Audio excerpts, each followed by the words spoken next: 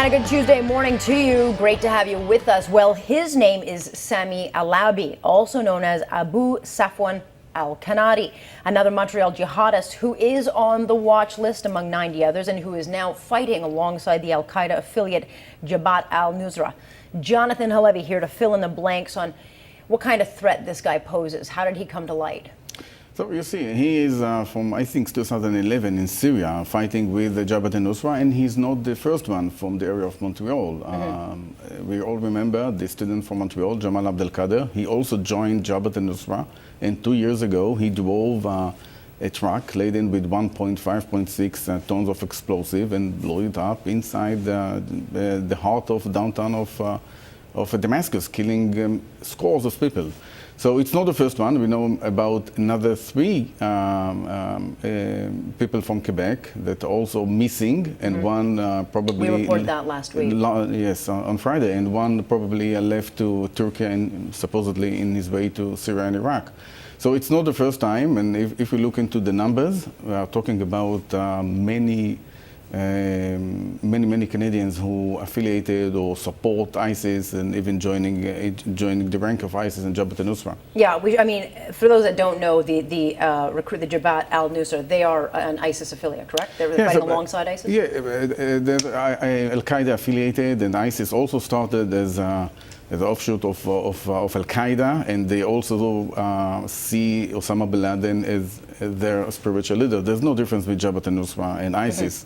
They both, implement the Sharia law in the same way, but the struggle between them is just about the authority, who is going to be the ruler of the Islamic State. Sure, but as you saw, he burned his passport, so he has no intentions of coming home. No, he has no intention to come back to Canada, but I think the message is very clear. So he is not Canadian. So even maybe he was born here. We know that he was a student at McGill University. He was born, he raised here in Canada, and he doesn't see himself as belonging to Canada. So he was radicalized. Do you know when he was radicalized? No, we don't have that specific information about his background. But just in listening to the mosques, and I'm doing that in some through online. The messages are, in some cases, are troubling. And in one case, one of the imams justified the killing of apostates in the Islamic State. And in another place in Quebec, a radical Islamist, I would say radical Islamists from the Middle East were invited as speakers to have sermons. So I think that's troubling. We were looking into the radicalization process. It comes from in different venues, from different imams, and some people do not understand exactly what the message is and take it to the extreme. But we've talked so much about Calgary being a hotbed of radical jihadism, but now we're hearing all these cases out of Montreal. Is Montreal becoming a focal point in this investigation? Yes, if you're looking into the source of radicalization, we have to remember that it all starts with the Muslim Brotherhood. So this is the understanding of jihad in the eyes of the Muslim Brotherhood is identical to ISIS. Launching jihad against the unbelievers, they share the same goals of spreading Islam, taking over Europe and the US. So for them, it's the same. It's the same vehicle. Between you and Tariq Fatah, you've raised enough red flags in the last couple of weeks about Montreal institutions, whether it be a couple of mosques that you've highlighted or even university courses that are being taught where you believe radical Islam and Sharia law is being taught and part of the mechanism of creating this radicalization. Do you get the sense that these are being watched, or why aren't they being watched? I think that they're being watched by CSIS and by the RCMP. The problem is that for them to take action, they need evidence of involvement in crimes. So talking about it, they couldn't go in on hate crime? I'm not sure that would be enough for them to take any legal action against them. We have seen, I've been watched and listened to many imams in the mosque. They are saying very horrible things on YouTube. So, and nothing, no action was taken against them. So I think that it's important, first of all, to watch, to listen. And there are some imams who warned, during the last years of the radicalization by those who went to Saudi Arabia, went to the Al-Madinah University and came back to Canada and preaching radical Islam. And yet, if you're to believe the headlines in the last few days, you've got those in the Muslim community standing up and criticizing Mr. Harper for not reaching out to the Muslim community. What do you make of that? Because I think some people will look at that and say, well, look, there are those in the Muslim community that are participating in this and are a part of this radicalization. And so would it be appropriate for the Prime Minister to be speaking to the Muslim community? I mean, it throws a wrench in it because the narrative right now in the mainstream media is the Prime Minister is picking on one particular group.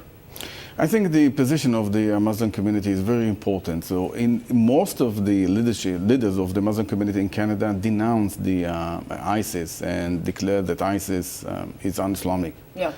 But on the other hand, they do not support taking any action against ISIS. So I cannot understand, this position. So, but you have two other opposition leaders, Justin Trudeau and both Mulcair, both using a terrorist attack on our country as moments to reach out and speak to the Muslim community. And then they are praised by those on the left as saying, look, they're nurturing and they're being accepting and they're part of the solution, whereas the Prime Minister, who has not said anything, is being attacked for being, critical and or a part of creating the hatred. Is that an unfair estimation? I can give an example, just from last week. One of the imams here in Scarborough, and he called the Canadian government, he criticized the Canadian government and the Canadian foreign policy in Iraq and Afghanistan. And he also called the Canadian government to take neutral position towards ISIS. So we all know what ISIS is about, what crimes have been committed by ISIS, and he wants the Canadian government to be neutral. So what the other leaders who denounce ISIS, but on the same time refrain from supporting any action against ISIS, what are the real position of them? So if you don't take action against ISIS, ISIS would not evaporate by itself. So I cannot understand what the real position is. So if you really do not support ISIS, so you have to support the government in taking action against ISIS. Yeah. So as far as I'm concerned, I think a lot of people think why the Prime Minister shouldn't be saying anything and only giving praise when they actually stand up and start taking part in fighting this. They can do a lot. So if the Muslim Brotherhood and those who are here supporting the Muslim Brotherhood would take action against ISIS, I think that would be a very positive message for the government and for the Canadian society. Yeah. Interestingly, you pointed out that, now that Canada has a military role and we've actually carried out strikes against ISIS, and we'll learn more about those strikes later on today, we should be expecting more attacks. Why do you say that? I'm watching the Twitter, monitoring some radicals, Canadians and others, and I've seen another message of threat to Canadians issued by Abu Khalid al-Kanadi, the same guy. He's a convert to Islam. He's in his 20s. And he was suspended. His account was suspended on Twitter, on another website, and now he's back. And what kind of language are you hearing? What kind of form would we see these attacks? I think that they are right now in this stage is the lone wolves, but in the future it will be more organized because this. So you're talking cells working together. Yes, just looking at what he is saying, examining what he is saying. He said he was asked about his family. If they would be killed. He said, yes, you can kill my parents, you can enslave my sister. So they don't have really, it's not just the passport. They don't care about their parents, their sisters, their siblings, nothing at all. So they don't have limits.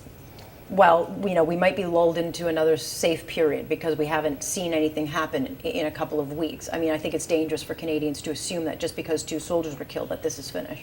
Yeah, we have to, when we are examining the terrorist activity in Canada, we should not only look at the results. because the RCMP is working behind the scenes, and we don't know how many terrorist attacks being foiled at this time. And I would think the RCMP and CSIS are working overtime because November 11th is coming, Remembrance Day, and across this country, hundreds of thousands of Canadians, and I hope they will go out and honor those who fight for us and those currently fighting for us, but that would be a big target. Yes, I think that would be also a test for Canadians from all walks of life. Yeah, interesting. All right, Jonathan, thanks so much for the insight. Appreciate it.